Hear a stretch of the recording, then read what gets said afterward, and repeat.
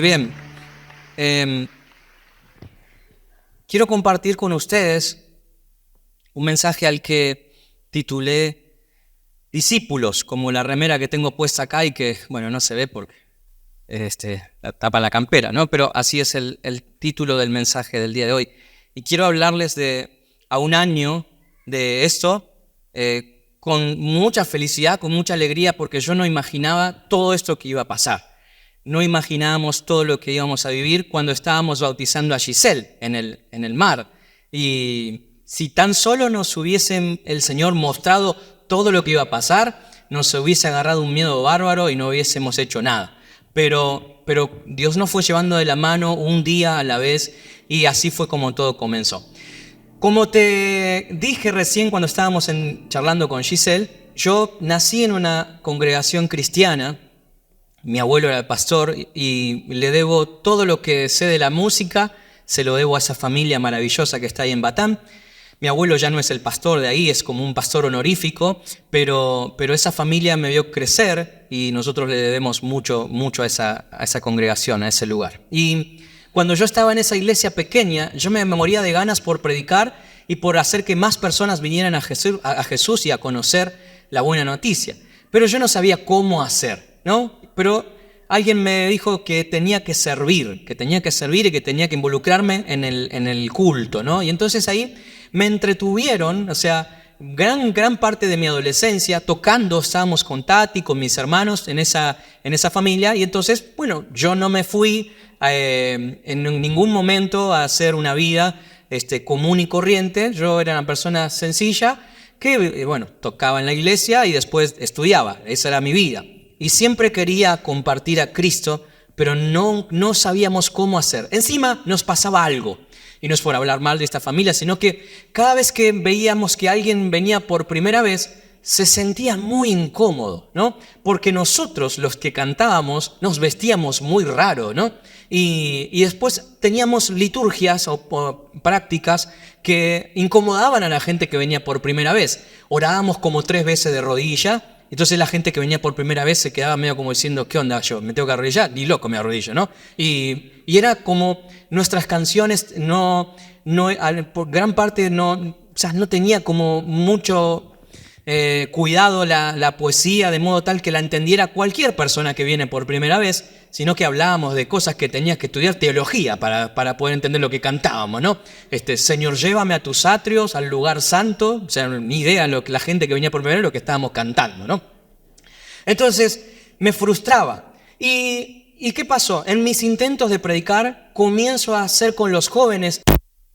Claro, el campamento invertíamos cualquier cantidad de guita. Los que me conocen saben que una vez traje una banda desde Venezuela. Pagué una banda que se llama Año Cero, me dejaron las finanzas en cero, pero de verdad, yo todo lo hacía porque quería ganar a un joven. Y claro, los chicos venían al campamento, se divertían, pero después se volvían con sus vidas frustradas. Y yo me frustraba mucho más también. Y después arrancó un tiempo que me hicieron entender lo de las obras. Entonces me decían, tenés que ayudar a los pobres, ¿no? Y entonces empecé a apadrinar un hogar de niños. Y con el tiempo apadrinamos 2 hogares de niños. Y claro, en el intento, el foco final era: ojalá que alguno de estos niños pudiera conocer a Jesús y pudiera ser transformado y se transformara en uno más de la lista de los salvos. Lo cierto es que invertimos cualquier cantidad de dinero, hasta una camioneta donó a una familia de acá y nunca vimos frutos. Y yo me frustraba. Una vez mi papá se agarraba la cabeza porque se me ocurrió hacer una maratón. Yo no soy deportista, pero yo pensaba, le pongo a la maratón, corre por tu vida, ¿no? Y no saben la cantidad de líos que me metí. Y finanzas, sonido, permiso, baños químicos, de todo. Y yo dije, bueno, voy a montar un recital. Y claro, invité bandas cristianas. Y las bandas cristianas eran todas como una síntesis: te vas al infierno si no aceptas a Jesús. Una cosa así, ¿no? Entonces, no eran mensajes como que de pronto la gente quisiera, ¿no? Y fue una cosa muy difícil para mí hasta que en un momento alguien me dijo: vos tenés el don de la música. Y vos tendrías que usar la música para evangelizar. Entonces ahí sale la banda de rock. Y con mi banda de rock lo único que hicimos fue dar vueltas en conciertos cristianos. Hasta que un día ocurre lo que yo sentí que le estaba dando la tecla. y es que empiezo a cantar folclore. En el año 2017 me dedico a la música, renuncio a mi trabajo y empiezo a cantar folclore. Mi único interés era meterme a una peña o a una fiesta nacional y ahí compartir a Jesucristo. Pero claro, cantábamos, sonaba bien, la gente sentía como que se emocionaba, porque se miraba, canta distinto, ¿no? ¿Y qué onda este pibe que viene de golpe de porrazo, aparece y como que no tiene el temor al escenario? Y claro, porque yo estaba recurtido con la congregación de mi abuelo, ¿no? Que tenía uno así. Había que sacarle una sonrisa, ¿viste? Y yo estaba siempre mandándomela, ¿no? Entonces, cuando llegué a los escenarios de las peñas, ya estaba bastante acostumbrado. Y las peñas me volvían loco porque veía a la gente que le daba con todo al alcohol y que otros que bailaban y otros que de pronto bailaban. No faltaba alguno que afuera se agarraban a las piñas porque no sé qué vos me dijiste, que esto y lo otro. Y yo quería ahí ver cómo hacía para predicar y no me salía más que un Jesús te ama, ¿no? Y no arreglaba nada con eso y me volvía frustradísimo.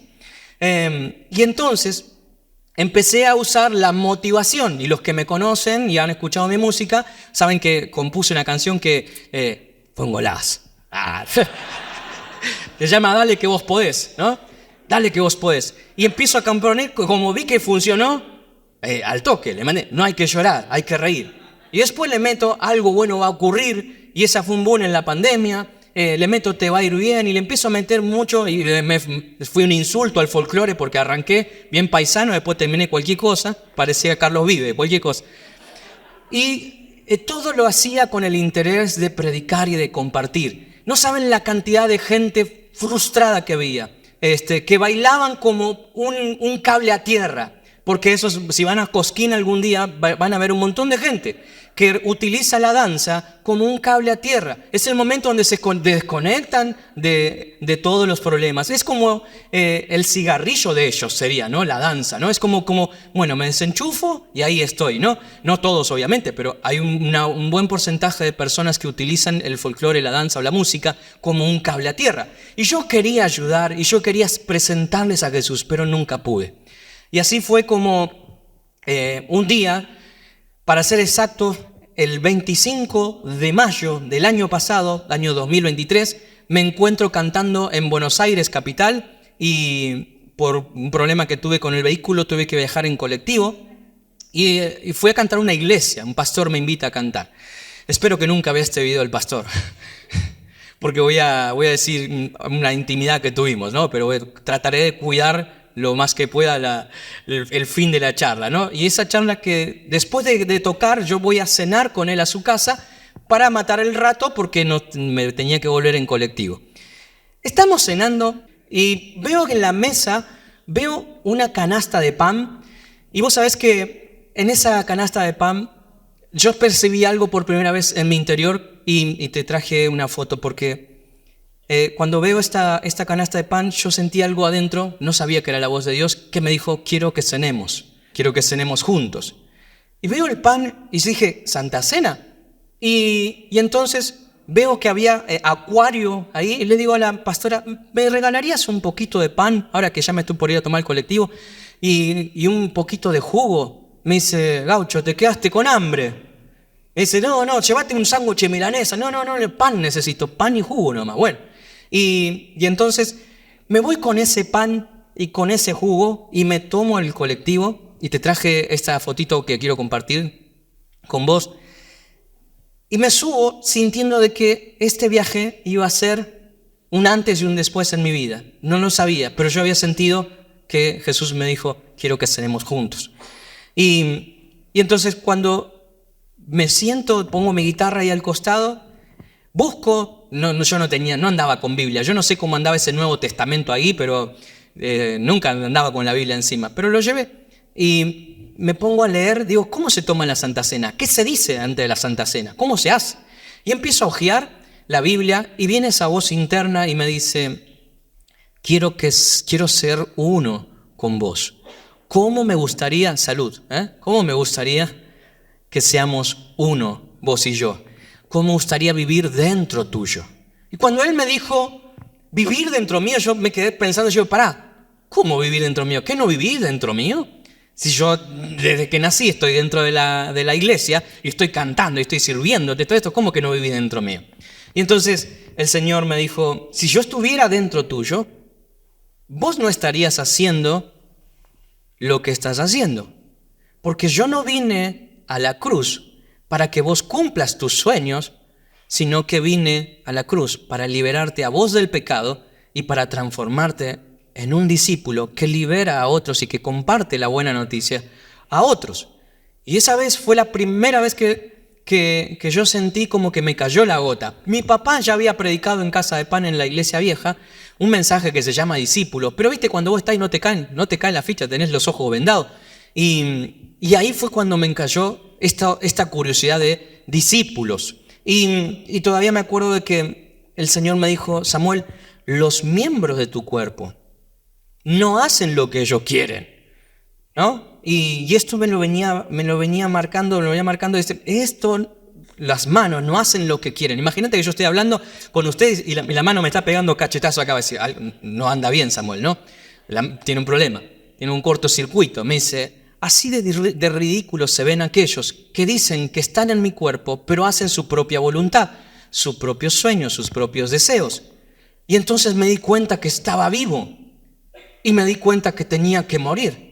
Y me sentí tan miserable porque, Dios quería que yo me transformara en un pescador de hombre. Y mirá cómo andaba yo. Te muestro la foto donde andaba yo. Este era yo en mi vida de artista, ¿no? Te traje la foto de la primera vez que canté por primera vez en un festival nacional. Bueno, el Señor me dijo esto.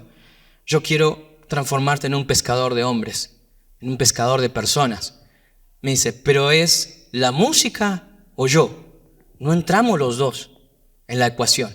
Y eso me hizo acordar tanto a mi esposa. Y me quise morir. Yo llevaba 6 años. ¿No sabés lo que había luchado para poder por fin vivir de la música? Y llevaba 6 años y el Señor me dice, o la música o yo. Y entonces me corrió todo un frío por la espalda. Y empiezo a orar. Bueno, Señor, ¿y entonces qué es lo que querés que haga? ¿Cómo lo hago? ¿Sabes qué pasa? La palabra de Dios dice que Jesús dijo, vayan por el mundo y hagan. Y yo hice de todo, menos discípulo, ¿no? De todo menos eso. Y me sentí, o sea, ustedes se rieron de mí, pero de verdad, así me sentí como humillado el día que el Señor me hizo ver que Él no vino a la cruz para que yo ande cumpliendo mis propios sueños, ¿no? Y Él sabía en el fondo de que yo lo hacía con la intención de alumbrar y me veía que fracasaba. Yo veía enfermos en las peñas y yo quería orar para que sean sanos, pero me daba un miedo. Y yo digo, si no se sanan y si me las mando después no voy a querer volver más, ¿no? Y después no saben el torbellino que tenía en mi cabeza, hasta que en ese viaje en el colectivo yo vengo hablando con el Señor y Él me lleva a leer Colosenses y leo por primera vez la palabra misterioso plan de Dios. Y lo veo en el capítulo 2, luego lo veo en el capítulo 4 y eso me voló la peluca. Y hojeando ese Nuevo Testamento voy para Efesios y descubro que Pablo dice, oren por mí para que yo tenga muchas oportunidades de predicar el misterioso plan de Dios. Y después en Colosenses dice, oye, miren, yo estoy preso, pero sigan orando por mí para que yo pueda seguir predicando acá en la cárcel el misterioso plan de Dios. Yo digo, ¿qué tiene el plan ese? Que de modo tal que alguien que está preso no quiere parar, ¿no? Y voy a Corintios y me encuentro el misterioso plan de Dios y sigo leyendo todo ese Nuevo Testamento que tenía en el colectivo y todo lo que hablaba era el misterioso plan de Dios. Hasta que encuentro un versículo en Corintios que dice que ese plan se mantuvo oculto desde el comienzo. Y me quise morir porque yo no tenía el Antiguo Testamento ahí, tenía solamente el Nuevo. Y empiezo a decir, bueno, Señor, ¿qué es lo que querés hablarme? Desde ese 25 de mayo entendí algo muy, muy claro. Evidentemente Dios quería que yo me transformara en un discípulo. Él quería venir a vivir dentro mío y yo tenía que entender algo así como el misterioso plan de Dios. Desde ahí empezaron todas unas noches largas con mi esposa despeinándonos, decir, no, pero en la Biblia no dice eso, no, pero esto, lo otro. Y empezamos a debatir y descubrimos en un día clave algo que nos vino a despeinar para siempre. Vimos que el problema de la humanidad de verdad no era lo que nosotros creíamos. El problema de la humanidad era el pecado, era la esclavitud del pecado. Pero que Jesucristo había venido al mundo para liberarnos del poder del pecado. Y entonces, se supone que si nosotros recibimos a Jesús en el corazón, somos gente que ya no tenemos problema con el pecado. Pero yo me miraba al espejo y yo tenía más problemas que cualquier pecador que pueda estar allá afuera, ¿no? Entonces, sí, algo no anda bien. Y veo la charla que Jesús tiene con Nicodemo y le dice a Nicodemo, campeón, si no naces de nuevo, no puedes ver el reino de Dios. Y entonces, miren, ese día empiezo a investigar qué significaba discípulos y de pronto descubro esto, que discípulo es un aprendiz, es alguien que aprende, alguien que es enseñable. Una vez trabajé en una casa de música acá a 2 cuadras y fui aprendiz, fui un discípulo de un vendedor muy famoso acá en Mar del Plata, se llama Eduardo Pascual. Él me enseñó cómo vender música, o sea, cómo vender instrumentos, cómo vender partituras y demás. Y él siempre me ayudó a ver la milla extra, ¿no? Y yo aprendí de él. Al principio me equivoqué. Y él lo hicimos juntos y luego él me vio hacerlo solo y se quedaba cerca escuchándome a ver cómo vendía yo. Hasta que en un momento comenzó, como vio que aprendí, se iba a tomar un café todo el día y volvía a la noche y nosotros le presentábamos todo el resumen de lo que habíamos hecho y confiaba mucho en nosotros por cómo habíamos aprendido. Eso es un discípulo. Primero ve cómo se hace, luego lo hacen juntos y después lo hago solo. Así es como funciona, así es como funciona el aprendizaje de un discípulo, en el que está en la panadería, el que está en un taller de carpintería. ¿Es así o no es así? Primero se ve, luego se hace junto y después lo hago solo. Entonces yo tenía un desafío, yo tenía que aprender a ser discípulo, pero no conocía ningún discípulo. Entonces eso me obligó a tener que leer la Biblia. Y entonces, miren, ahí comenzaba una aventura, porque descubrí que no había algo así como un versículo que te dijera clave, bueno, el discípulo hace así, así, así. No, sino que tenía que leer toda la Biblia. Y hay un versículo en Salmo 119, verso 105, que dice que la palabra de Dios es una lámpara a mis pies, ¿no? Y es una luz en...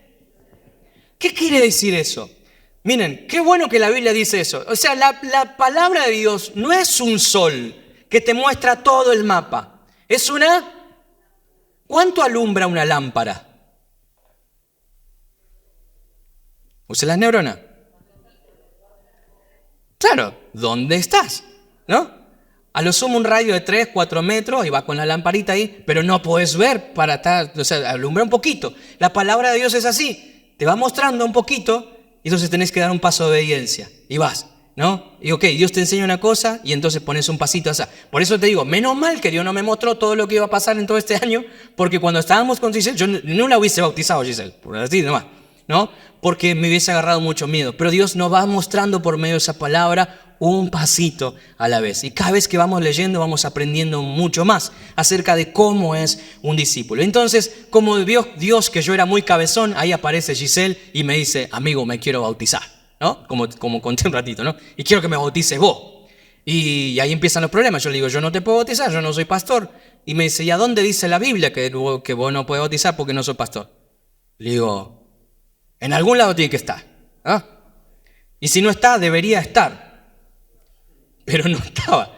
Y empiezo a buscar, para acá, para allá, para acá, para acá. Tuvimos unos largos debates con mi esposa, después unos largos debates con mi hermano, después unos largos debates con mi papá, hasta que llegamos a la conclusión que evidentemente los discípulos sí bautizaban y que no hay un solo versículo donde la Biblia diga que los pastores son los que bautizan, nada más, ¿no? Y entonces ahí me agarró mucho miedo, porque yo digo, ¿y qué van a decir si me ven bautizando a Giselle? Pero como Giselle no se congregaba, yo digo, ¿quién se va a enterar que yo bautice, no?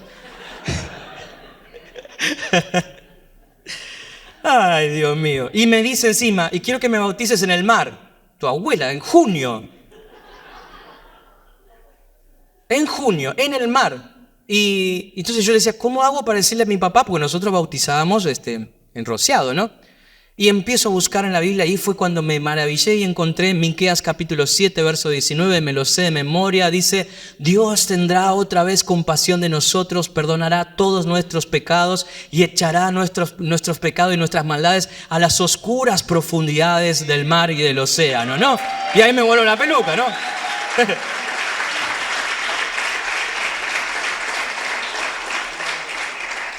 Así que ahí empecé a aprender. Y un día me encuentro con Hechos capítulo 9, verso 10. Te quiero invitar a que sigas la lectura muy rápido conmigo si tenés la Biblia ahí. Hechos capítulo 9, verso 10 nos cuenta la historia del que escribió casi la mitad del Nuevo Testamento, que es el apóstol Pablo, ¿no? Y dice que el apóstol Pablo había tenido un encuentro con Jesús cara a cara, había quedado ciego y Dios le dice que se vaya a la ciudad de Damasco. Muy bien. Y entonces ahí aparece en escena un personaje muy interesante. Dice la palabra de Dios, verso 10. Ahora bien, había miren, no está ahí en coso, pero los que tienen Biblia NTV o los que tienen Reina Valera me pueden ayudar a decir qué dice Reina Valera, o los que dicen NTV en el asterisco que ven abajo va a decir lo que originalmente se escribió. ¿Qué dice en ese pasaje? En el griego, discípulo. O sea, había un discípulo en Damasco. Qué bueno que no decía había un pastor, un sacerdote, un profeta, sino que un discípulo. ¿Qué era discípulo? Un aprendiz, ¿no? Entonces dice, verso 9, dice, el Señor le habló en una visión, lo llamó y le dijo, Ananías. ¿Qué dice Ananías? Sí, Señor. Oh, estaba afilado el loco, ¿no? Respondió. Y el verso 11 dice, el Señor le dijo, ve a la calle llamada derecha, a la casa de Judas. Cuando llegue, pregunta por un hombre de Tarso que se llama Saulo. En este momento, él está orando. Le he mostrado en visión a un hombre llamado Ananías, que entra y pone las manos sobre él para que recobre la vista. Verso 13. Pero Señor, exclamó Ananías, he oído a mucha gente hablar cosas terribles que ese hombre le ha hecho a los creyentes de Jerusalén. Además, tiene la autorización de los sacerdotes principales para arrestar a todos los que invocan tu nombre. Y el Señor le dijo, ve, porque Él es mi instrumento elegido para llevar mi mensaje a los gentiles y a reyes, como también al pueblo de Israel. Y le voy a mostrar cuánto debe a la flauta. O sea que no es pare de sufrir. ¿Viste? O sea, Dios está invitando a uno que va a ser un discípulo, que se va a convertir y va a sufrir, ¿no? Para de sufrir. Bueno, ahora dice el verso siguiente. Así que Ananías, esto es verso 17, así que Ananías fue y encontró a Saulo, puso sus manos sobre él y dijo, hermano Saulo, el Señor Jesús, quien se te apareció en el camino, me ha enviado para recobrar la vista y seas lleno del Espíritu Santo. Al instante, algo como escamas, ¿qué pasó? ¿Y qué pasó? Y recobró la vista. Luego se levantó, ¿y qué hizo? ¿Quién lo bautizó a Saulo? Ananías. Y entonces después comió algo y recuperó la fuerza. Ok, me encanta esta historia. Cuando la vi en la escritura, me voló la peluca porque dije, sí, es un discípulo. ¿Lo viste? No es un pastor, un sacerdote, un apóstol, es un discípulo, un creyente que vaya a saber qué estaba haciendo y de pronto aparece la voz de Dios y dice, Ananías. No sé por qué imaginamos que Dios habla así, ¿no? Pero Ananías, ¿no? ¿Y qué dice Ananías? Sí, Señor. O sea, no se puso así, ¿será? Como yo, ¿no? Y empieza a apagar la radio a ver si dónde escuchó la voz y dice, me estoy volviendo loco. No, al toque reconoció la voz de Dios. Se ve que no era la primera vez, ¿sí o no? No era la primera vez que escuchaba la voz de Dios porque la reconoce al toque y empieza a hablar. Sí, Señor. Y Dios le da las coordenadas. Le dice, mira, hay un tipo que está orando, está en una casa tal así, y le dice, en la calle derecha, y tenés que buscar la casa de un tal, ¿cómo se llama? Judas o Simón, no me acuerdo. Judas, y dice, anda a buscarlo. Y entra ahí y orá por él, y luego bautizarlo. Es un discípulo. Ahora, en esta historia, ¿sabes lo que vemos? Si tenés la imagen, por favor, quiero que veas lo siguiente. Vemos un discípulo que es capaz de escuchar la voz de Dios. La escucha, la reconoce, sabe que es Dios que le está hablando, hasta conversa. Y le dice, mira, Dios, yo sé, querés salvar a todo el mundo, pero este justo es el más peligroso, ¿no? Y se quiere torcerle el brazo a Dios, ¿no? Y de pronto Dios le dice, Ananías, anda, por favor, anda, porque va a ser un siervo mío. Ok, entonces Ananías va, pero sale de la casa y él no tiene ni idea dónde vive este tipo, ni dónde está. ¿Cuál fue la única indicación que recibió? El nombre de la calle. Es como que te digan, viven por calle San Martín. Y va por casa, ¿no? Entonces tuvo que ser guiado por el Espíritu, ¿no? Y el Espíritu le va diciendo, dobla para allá, tipo GPS, ¿no? Anda para allá, no mire allá, anda allá, ¿no? Recalculando. Hasta que en un momento es ahí y entonces Ananías entra. Pregunto, ¿encontró o no encontró la casa? La encontró. Cuando entra, ve que el Saulo estaba en las condiciones que Dios le había dicho. Estaba ciego.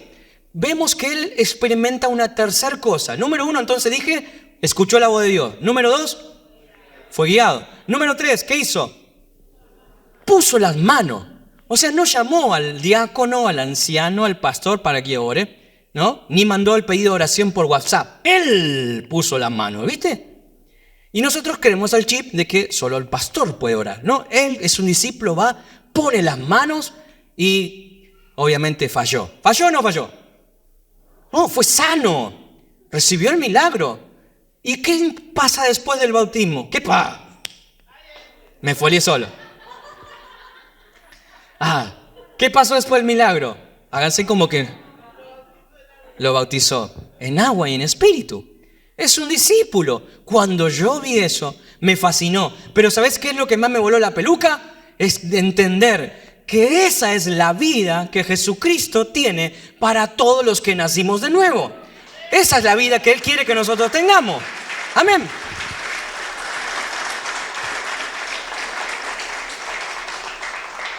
O sea, Dios quiere que vos aprendas a escuchar su voz. Número 2, Él quiere que vos aprendas a ser guiado por su Espíritu. Número 3, Dios quiere que vos aprendas a poner tus manos sobre los enfermos y puedan recibir sanidad de ellos. Y número 4, Dios quiere también que vos aprendas a bautizar, ¿no? En agua y en espíritu. Cuando vimos eso, desde hace un año para acá, no hemos parado de compartirles eso, porque de eso es lo que se trata el Evangelio. Hay gente que me ha dicho, yo pensé que esto era ser salvo nada más. Yo buscaba ser salvo, como esperar ahí que, o la muerte o que viniera a buscarme. Pero qué aburrido. La vida nueva que Jesucristo tiene para nosotros es una vida abundante, llena de desafíos, llena de retos. Por eso es que nosotros tenemos que entender que la nueva vida en Cristo se trata de este lado del sol, en vivir hasta que nos muramos, en vivir como discípulos, en ser discípulos de Jesucristo. ¿Cuántos discípulos de Jesús hay acá? Amén. Ahora, ¿cómo se hace un discípulo? ¿Cómo se hace un discípulo? Mateo capítulo 28, verso 19, dice la palabra de Dios que Jesús, cuando se estaba por ir, tiene una charla con los 12 apóstoles y le dice, vayan por todo el mundo y hagan discípulos. ¿De dónde? De todas, bautizándolos en el nombre del Padre y del Hijo y del Espíritu Santo. Y después dice el verso 20, dice, enseñen a los nuevos discípulos a obedecer todos los mandatos que yo les he dado. Y tengan por seguro esto, que estoy con ustedes siempre hasta...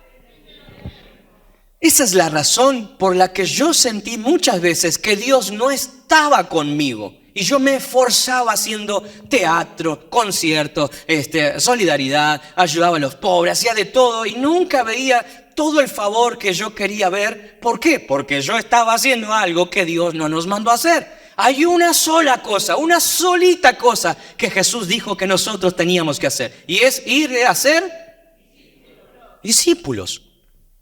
Y la iglesia de estos tiempos, el otro día me metí en problemas porque dije esto, ¿no?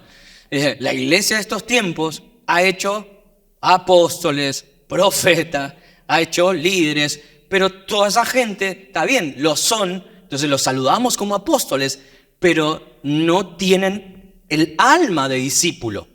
Y entonces, si no tenemos alma de discípulos, si por fuera estamos de apóstoles, tarde o temprano las cosas nos va a pasar que nos vamos a sentir frustrados. Entonces quiero decirte algo, Dios desea que vos y yo nos transformemos en discípulos. Y esta es la clave, mis amados, tenemos que entender esto. O sea, el evangelio hay que predicarlo completo, ¿no? Ustedes han escuchado que venimos hablando mucho acerca del nuevo nacimiento. Cada fin de semana estamos hablando de esto. Y qué bueno que Dios nos libera del poder del pecado. Y qué bueno todas las cosas, las buenas noticias que estamos contando. Pero la gente tiene que saber que después de nacer de nuevo, arranca un viaje, arranca una vida. Y una vida en la que yo me transformo en un discípulo de Jesús. Jesús dijo, vayan por el mundo y hagan...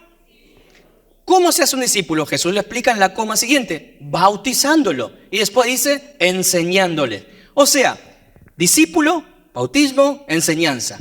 Esto significa que si yo lo pongo al revés, o sea, yo enseño, bautizo a una persona y se transforma en discípulo, ¿no? Ahora, ese discípulo tiene que bautizar a otras personas y luego enseñarles a vivir esta nueva vida para que otros escuchen la enseñanza, se bauticen y sean discípulos, ¿no? Es tan hermoso como Jesús lo explicó, tan claro, o sea, casi puso las manzanitas ahí, ¿no? Pero nosotros hicimos un montón de cosas que no fuimos mandados a hacer. Entonces, miren, vean esto. Si yo quiero, si yo quisiera cosechar manzanas, ¿qué tengo que hacer? Bueno, ahora, si yo quisiera cosechar todo lo que la Biblia dice que podemos cosechar, ¿qué tengo que hacer? Claro, tengo que hacer lo que está escrito en la Biblia y hacerlo tal cual como está escrito. Ese es el problema de por qué cosechamos diferente. Porque sembramos de una manera muy distinta a lo que está escrito en la palabra de Dios.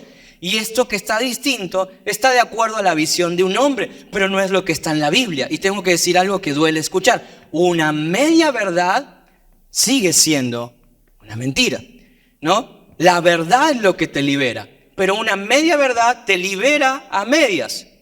Pero la verdad completa te libera completamente. ¿Amén? ¿Sí o no? Entonces, lo que estoy diciendo es, tenemos que predicar el evangelio completo, mis amados. Nosotros no buscamos, no estamos esperando que esto se llene para buscar un lugar más grande y fanfarronear que tenemos una congregación más grande. Dios sabe el corazón de los pastores de esta casa. Lo único que deseamos es que se despierten discípulos que toda la semana estén guiando a otros a Jesucristo. Amén.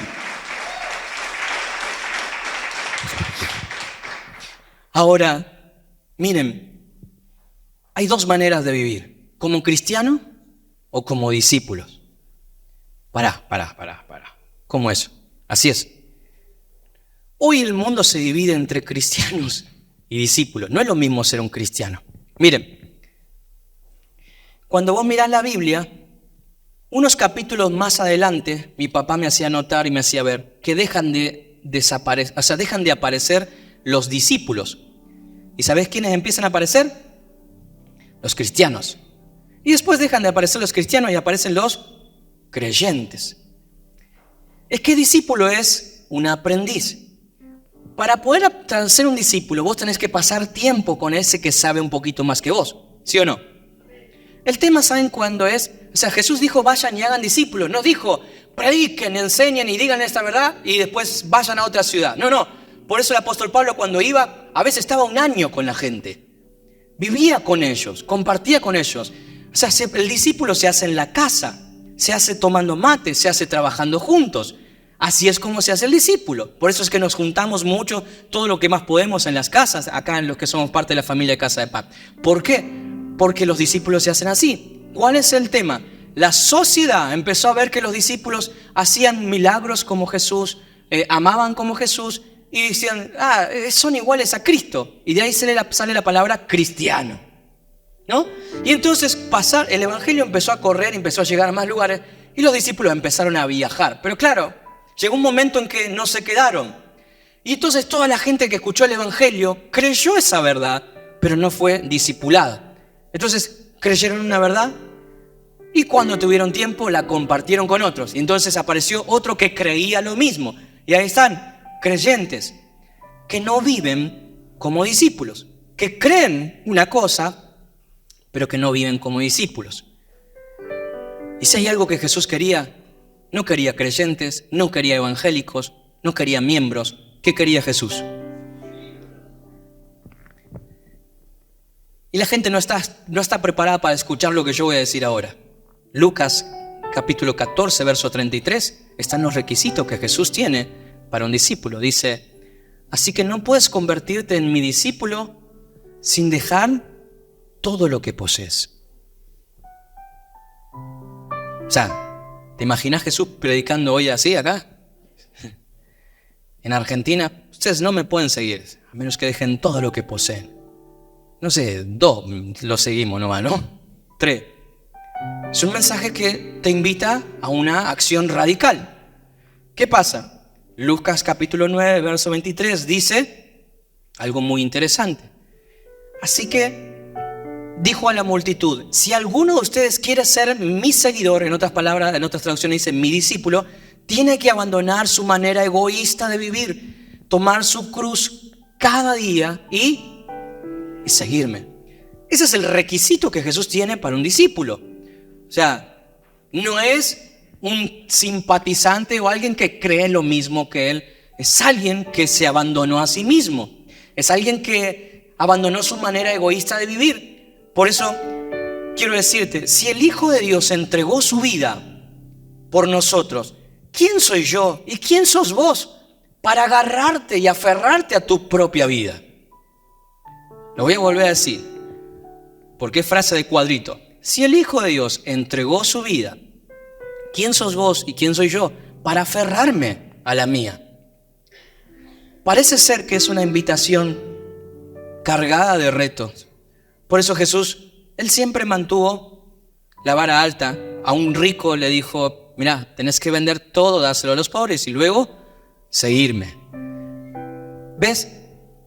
El mundo está lleno hoy de personas que dicen: yo soy creyente, yo soy cristiano a mi forma y a mi manera, ¿no? Yo no me congrego porque yo soy la iglesia, ¿no? Y porque no se aprendió la frase de la iglesia no es un lugar, es una familia. Entonces puede decir una cosa así: yo no voy a la iglesia, pero yo soy cristiano a mi forma y a mi manera. Bueno, yo no ofrendo, no diezmo, pero doy gran parte de mi sueldo a un hogar de niños que hay por ahí. Y entonces calman su conciencia y dicen: yo soy un cristiano a mi forma y a mi manera, ¿no? Y tenés libros cristianos, radio cristiana, tenés de todo cristiano, ¿no? ¿Y qué pasa? Son solidarios, son buenas personas y está fantástico. Pero la Biblia nos enseña que el discípulo no se hace a su propia manera, se hace a la forma de ¿quién? ¿Y cómo es el requisito de Cristo? Cristo dice: si alguno de ustedes quiere ser mi discípulo, tienen que abandonar su manera egoísta de vivir. Esta es una característica de los que hemos nacido de nuevo. Ya no vivimos para nuestros propios deseos. No vivimos la vida a mi manera, como dice el cantante, a mi manera, ¿no? No vivimos así, porque hemos muerto a esta vida. Y les tengo que decir algo: tiene que tomar su cruz cada día. Eso significa, tiene que estar dispuesto a morir por esto. No es el mensaje que va a robar muchos amén en casa de pan, ¿no? Creo que me dejen predicar otra vez después de esto, ¿no? Pero lo que quiero decir es, alguien que escucha el evangelio completo sabe que esto después se trata de una vida en la que caminamos en arrepentimiento y en rendición y estamos dispuestos a pasar frío, a pasar hambre, incluso a sufrir por esto. ¿Por qué? Porque hemos descubierto de que el evangelio no tiene nada que ver con el plano natural. No tiene que ver con finanzas, no tiene que ver incluso con el plano sobrenatural, aunque en estos dos sí vemos a Dios, pero no tiene que ver con las sanidades, porque adivinen, todos los enfermos que Jesús sanó, ¿qué pasó? Se enfermaron otra vez. Resucitó a Lázaro, ¿y qué pasó con Lázaro? Se volvió a morir. Pero el evangelio es espíritu y es vida. Y entonces todo lo que recibimos cuando nacemos de nuevo, nadie nos puede robar. Eso es para nosotros. Entonces lo que intento decirte es: el evangelio es mucho más de lo que nosotros creímos y solamente es para gente radical. Y qué pena que viniste justo un día como hoy a escuchar un mensaje tan incómodo como este. Alguien me dice: fui a tal iglesia y me sentí cómodo. Y yo digo, qué problema, porque el evangelio es incómodo. El evangelio te moviliza todas las entrañas adentro, te hace dar cuenta que no hay manera de regatear. El precio es morir, porque el problema, ¿saben cuál es? Es esta vida. Esta es la vida, este es el problema, es esta vida que no se puede arreglar, mis queridos, no se puede maquillar, no hay manera. Ojalá hubiera alguna manera, pero la única salida para esta vida es morir y nacer de nuevo en Cristo. Científicamente está comprobado que nadie puede cambiar de ADN estando vivo. ¿Cuál es la única manera de cambiar de ADN? Morir y nacer de nuevo. Y entonces el problema es que nacimos en pecado, tenemos una naturaleza de pecado, pero la única manera de poder ser libres es naciendo de nuevo en Cristo. Entonces tengo que decirles algo: en Oriente en el otro lado del charco, los discípulos de Jesús están pensando en estrategias de cómo predicar el evangelio en todas partes, porque en ellos están viviendo una persecución. Pero de este lado del occidente, nosotros en vez de estar buscando estrategias, buscamos excusas para no predicar. Y siempre ponemos nuestra vida por delante para poder decir, bueno, pero yo tengo una vida, como me han dicho a mí una vez. No, yo tengo una vida. Me recuerdo la primera vez que yo estaba compartiendo el evangelio y una mujer me dice, yo voy a la iglesia, yo soy cristiana a mi forma, a mi manera, lo tengo al Espíritu Santo ahí en la esquina de mi living, yo le hablo, pero yo tengo una vida, Samuel, yo tengo que salir a trabajar, yo tengo que hacer mis cosas, pero el Espíritu Santo está ahí inquietito, siempre me espera, yo hablo con él. No funciona así, no funciona así, mi familia hermosa de Casa de Pan. Ojalá se despierte en esta ciudad un ejército de discípulos que entiendan que el problema es esta vida, ¿no? Y la salida se llama Jesucristo. Me golpeó tanto escuchar a un pastor que fue a un congreso que era la cuarta edición o la quinta edición de un congreso que se llama Ilumina. Iluminemos al mundo, era el congreso, ¿no? En 2019, 2020, y lo invitaron a él a predicar hace poco al congreso Ilumina. Como yo, seguramente no lo van a volver a invitar a ningún lado. Porque dijo, hermanos, gracias a Dios por esta quinta edición del Congreso Ilumina. Pero ¿cuándo vamos a salir a iluminar? Congreso, iluminar iluminamos y no iluminamos nada, hermanos. Nos enseñamos entre nosotros, pero hay un mundo que está muerto en la oscuridad y necesita la luz que nosotros tenemos. ¿Cuándo vamos a despertar y vamos a alumbrar de una vez?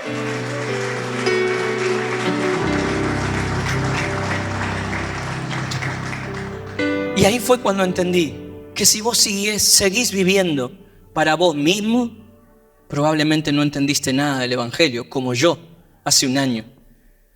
Cuando uno vive para uno mismo, demuestra que no entendió el evangelio, porque el evangelio no tiene nada que ver con los propios deseos, no tiene nada que ver con mis sueños, con mis ideas.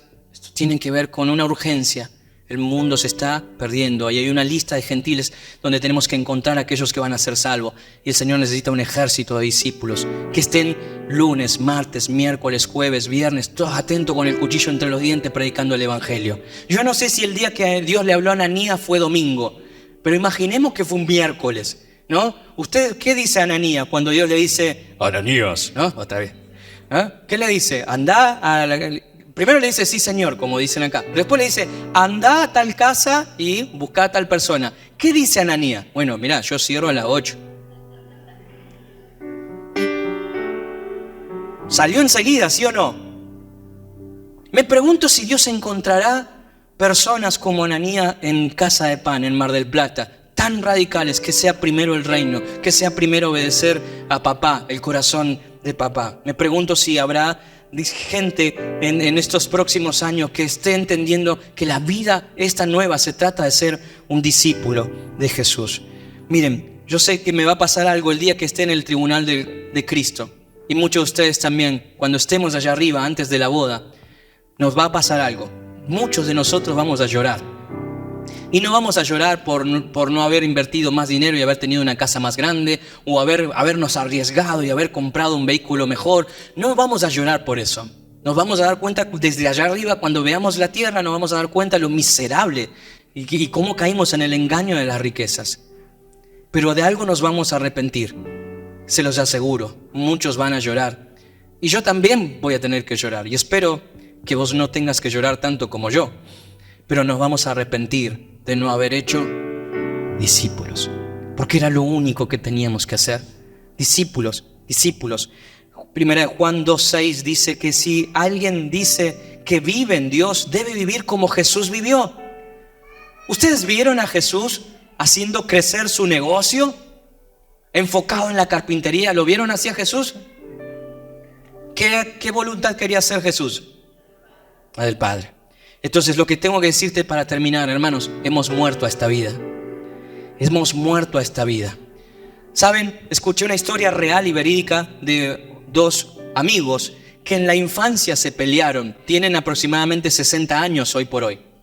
Tienen esa edad. Y claro, en la adolescencia, cuando iban a la escuela, se pelearon feo, porque uno le había quitado la novia al otro, ¿no? Y entonces tuvieron una pelea, se boxearon. Y resulta ser que uno de los dos se fue del país y se fue a vivir a Chile y el otro se quedó acá en Argentina. Pero no habían redes sociales antes. ¿Cómo se comunicaba la gente? Cartas. Y este se quedó con eso en el corazón. Resulta ser, mis amados, que pasaron los años y sentía como una intranquilidad, decir, le tengo que pedir perdón a este flaco, tengo que arreglar esta diferencia con mi amigo. Y como no había redes sociales, adivina qué hizo. Dijo, lo voy a buscar, lo voy a encontrar. Porque estuvo tratando de encontrar para arreglar eso y resulta ser que fue a ver a una vidente, a una bruja. Y la bruja empieza a hacer todo su trabajo y en un momento le dice, tengo que decirte algo, tu amigo, ese tal Carlos que vos buscás, murió. Y este muchacho se empezó a agarrar la cabeza y lloraba, decía, ¿cómo puede ser? No llegué a pedirle perdón, Y se quedó con eso en el corazón. Sí, le dices, murió tal fecha, y le pasó la fecha, por decir, 6 de junio del 2020, una cosa así. Y él se quedó con esa y guardó. Resulta ser que pasan los años y aparecen las redes sociales y él empieza a buscar a los amigos que él tenía en Argentina y los empieza a buscar en las redes sociales y empieza a encontrar y resulta ser que a ese Carlos que la vidente le había dicho que estaba muerto, resulta ser que lo encuentra en Facebook y se vuelve loco y dice, pará, yo creí que este estaba muerto. Le empieza a escribir y le responde. Dice, pucha, estás vivo. Y se toma un colectivo al toque, viene a Argentina y lo viene a ver y le dice, hermano, estaban hechos pelota, ¿no? Ya estaban arruinados, ¿no? Los dos habían pasado muchos años. Y cuando se ven, en un momento le dice, él rompe el hielo, empieza a llorar y dice, te tengo que pedir perdón. Yo sé que me porté muy mal con vos. Y yo pensé que estabas muerto, porque fui a ver una bruja, una vidente, no sé hace cuántos años, y me dijo que habías muerto. Y es más, tengo la fecha, le dice, y le muestra la fecha que le había dado. Y cuando este argentino acá ve el papelito, lo ve así y él entiende una realidad. Y dice, amigo, tengo que contarte algo. Y me causa asombro lo que estoy viendo. Ese día que vos tenés en ese papel fue el día en que yo respondí a la invitación del Evangelio. Nací de nuevo, morí a esta vida y me transformé en un discípulo de Jesús. Por eso yo ya no existo para el diablo.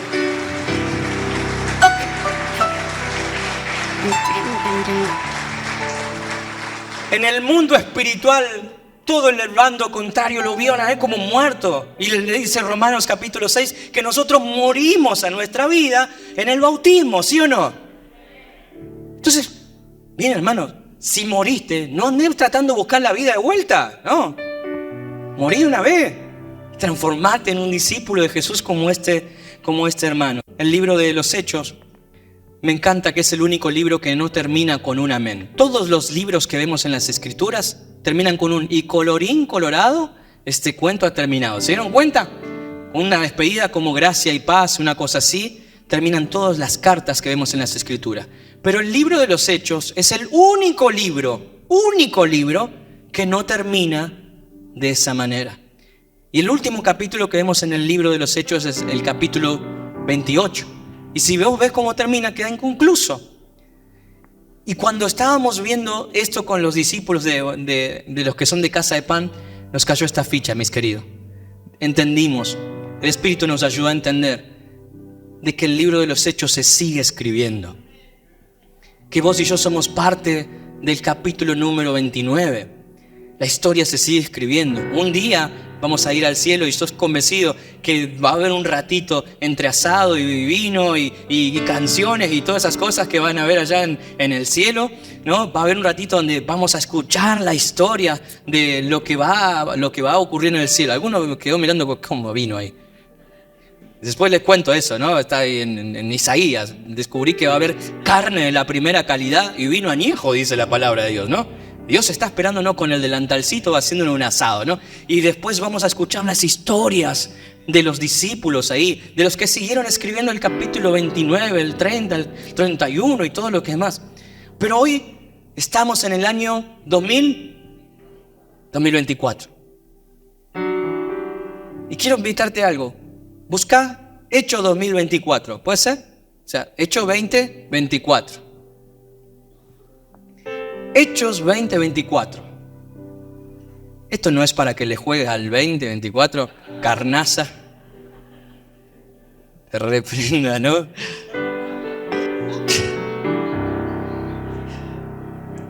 Quiero que veas esto. Hechos 20:24. ¿Qué dice la palabra de Dios? Mi vida, Pablo dice, ¿no? Pero mi vida no vale nada para mí, a menos que la use para terminar la tarea que me asignó el Señor Jesús. La tarea de contarles a otro la buena noticia acerca de la maravillosa gracia de Dios. Todos los que nos hemos transformado en discípulos y nos hemos bautizado, todos pensamos, o deberíamos pensar, ¿no? Pero al menos sé que hay una buena cantidad de discípulos acá que dicen, mi vida no vale nada. Ya no vale nada porque morí. A menos mi vida va a tener algún valor si es que yo la utilice para dar a conocer las buenas noticias del reino, las buenas noticias del Evangelio de Jesucristo. Entonces quiero decirte algo. A mí me encantaría tener una historia como la de Sebas, como la de Nichols y como la de muchos otros que de pronto hemos escuchado, la de Giselle y tantas personas que nos han compartido sus historias. Algunos han sido liberados de adicciones, otros han tenido intentos de suicidio, han pasado un montón de realidades fuertísimas. El que te habla no tiene una gran historia para contar. Pero Dios me liberó de la religión, me liberó de mí mismo, de vivir para mis propios deseos. Me liberó de la ansiedad, porque yo vivía preso de todo un problema estomacal que honestamente es horrible de contar, pero desde que tengo memoria siempre sufrí por todos los nervios y un montón de cosas. Pero desde que nací de nuevo, experimenté lo hermosa que es la vida en Cristo. Y estoy aprendiendo a escuchar la voz de Dios. Estoy aprendiendo a ser guiado por el Espíritu. Estoy aprendiendo a poner mis manos sobre enfermos. Algunos no sanan, pero estoy aprendiendo.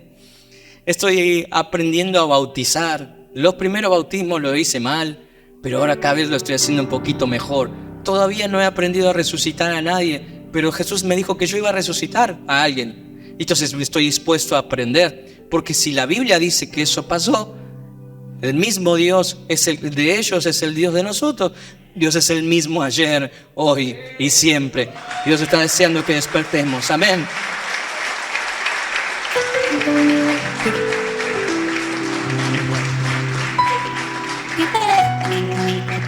Jesús no me dijo que volviera a cantar. No me permitió todavía salir a cantar. Desde ese 25 de mayo yo me colgué la guitarra y nunca más volví a cantar en peñas ni en fiestas nacionales. Me invitan todavía hasta el día de hoy y tengo que decir no, tengo que hablar con mi papá y la gente cree que yo hablo con mi papá. Y le tengo que preguntar a Dios si Él quiere que yo cante. Y me dice todavía no es el momento. Pero es tan fuerte lo que estoy viviendo que tengo preparada mi primer canción con la que voy a salir cuando Jesús me dé la orden. Y nunca la publiqué, no está en YouTube, no está en ningún lugar. Y esta canción no es de mi autoría, pero es de un hombre que puso en palabras lo que yo estoy viviendo. Y el nombre de esta canción es Las cosas sencillas de la nueva vida. Entonces quiero compartir con ustedes la primicia de lo que va a ser esta canción. Ojalá que podamos transmitir en una canción toda esta locura que nos pasa por dentro. Y para terminar me gustaría compartírtela. ¿Tienen ganas? ¿Les puedo compartir una canción?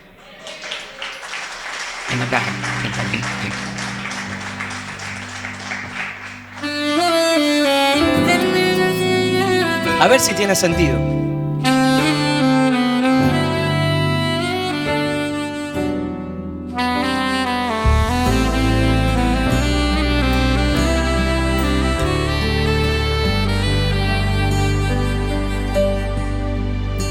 No tengo nada que esconder, mi vida transparente. Ya Cristo ha quitado en su morir las cosas raras del ayer. No tengo nerviosismos de prever desgracias que me puedan suceder. La paz ha inundado ya mi ser, y no hay por qué temer. Mi íntimo rincón de agradecer está lleno de amor y fe. La Biblia, el mate y el amanecer renuevan mi fervor por él. No tengo grandes cosas que contar, yo no tengo ni siquiera un buen pasar. Mi vida es tan sencilla que al final cabría en un cantar. Pero en Cristo tengo todo, no hay nada que me falte. Las cosas más comunes tienen sabor por él. Hoy tengo por basura lo que antes me halagaba, y habrá de ser mi orgullo poder morir por él. La vida me dio mucho y me quitó, y a Dios se lo agradezco. Y el único recuerdo que quedó fue cuando Dios me perdonó. Entonces Dios llevó mi ansiedad, de entonces le he servido bien o mal. Lo cierto es que Él logró simplificar el lío de mi andar. Si un día alguien me quisiera robar, no mucho se habrá de llevar, pues mi único legado y capital está en el banco celestial. Pero puedo acostarme y descansar, puedo mirar de frente y continuar. No hay nada que me pueda avergonzar si a Él lo quiero honrar. Porque en Cristo tengo todo, no hay nada que me falte. Las cosas más comunes tienen sabor por él. Hoy tengo por basura lo que antes me halagaba, y habrá de ser mi orgullo poder morir por él. En Cristo tengo todo, no hay nada que me falte. Las cosas más comunes tienen sabor por él. Hoy tengo por basura lo que antes me halagaba, y habrá de ser mi orgullo poder morir por él.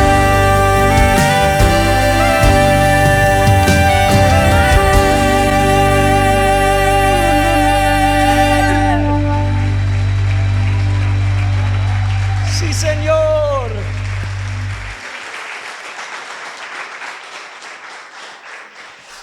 Si nos visitas por primera o segunda vez, es muy posible que suene radical. Es verdad, te va a costar todo, vas a perder todo, pero vas a ganar mucho más. La herencia que Jesús tiene para los que nacemos de nuevo es mucho más. Y después la vida se vuelve tan simple, tan sencilla. El mate tiene otro sabor. Uno siente que el aire le llega a los pulmones. Uno disfruta la vida. A veces no hay mucho y uno aprende de que mejor es unos matecitos y unas tostaditas en una casa donde hay paz que un terrible asado en una casa donde no paran los conflictos. Porque falta Cristo, falta lo más importante ahí. Así que quiero invitarte que si viniste por primera o segunda vez, te tomes el tiempo esta semana de ver en YouTube el misterioso plan de Dios, episodio 1 y 2, donde te vamos a compartir el Evangelio. Si es que no te trajo nadie, pero si viniste invitado por alguien, pedile que te hable del Evangelio, que te comparta esta locura. De verdad, ayer y antes de ayer me di cuenta de algo. Estábamos cenando con Jesús y había un pedacito de pan, un poquito de vino. Y me acordé de esa foto que te mostré al principio de mi vida vieja. Y te digo algo, yo no cambio por nada. Todos esos escenarios, todos esos viajes, no cambio por nada. Comparado a la vida que tengo hoy en Cristo. 178 personas nacieron de nuevo desde ese primer bautismo de Giselle hasta el día de hoy. Y esto no va a parar, va a seguir, va a seguir, va a seguir y va a seguir. Amén. Denle un aplauso al Señor Jesús. Vamos a ponernos de pie, por favor. Sostengan el aplauso al Señor, denlo con todo el corazón y digan: Señor, yo quiero ser tu discípulo. Yo quiero ser tu discípula. Yo quiero ser tu discípulo. Quiero transformarme en uno de ellos. Amén. Padre, te pido que bendigas las manos que ahora se levantan y dicen: Señor, yo quiero esa nueva vida para mí. Señor, quiero ser tu discípulo. Yo quiero rendirme por completo. Yo quiero vivir como vos viviste, Señor. Si tu Hijo Jesús no se aferró a su propia vida, yo tampoco voy a aferrarme a esta. Voy a gastar lo que me quede de energías, lo que me reste de vida, los años que me resten, sean muchos, sean pocos, los quiero utilizar. Primero, para poder ser libres del pecado. Y segundo, para hacer libres a otros, para transformar a otras personas, para acercarlos con la buena noticia del Evangelio. Padre, te pido que bendigas todas las manos que se están levantando, Señor. Oro para que, Señor, tu Espíritu Santo convenza de pecado, de justicia y de juicio. Y aquellos que ya hemos nacido de nuevo, podamos recordar de qué se trata eso. De no perder más el tiempo, de aprovechar cada día de nuestras vidas que estamos en la calle, en el trabajo, mientras vamos a ser discípulos, uno a uno, casa por casa. Señor, oramos para que venga un despertar en Mar del Plata, Señor, y nos están mirando también de Noruega. Oramos para que en Noruega, en Bergen, también se despierten muchos discípulos, Señor, en esa ciudad, y toda esta nación sea trastornada. Oramos para que sean también despertados discípulos en Luis Beltrán, en toda la ciudad de Viedma y en todo lugar de nuestro país. Oramos para que despiertes en nuestra nación, Señor, cristianos que son radicales, que se transforman en discípulos, que hacen más discípulos. Acá tenés nuestras vidas, Señor. Acá tenés nuestros corazones, están rendidos por completo a vos. En el nombre poderoso de Jesucristo decimos amén, amén y amén. Dale un aplauso bien fuerte al Señor Jesús.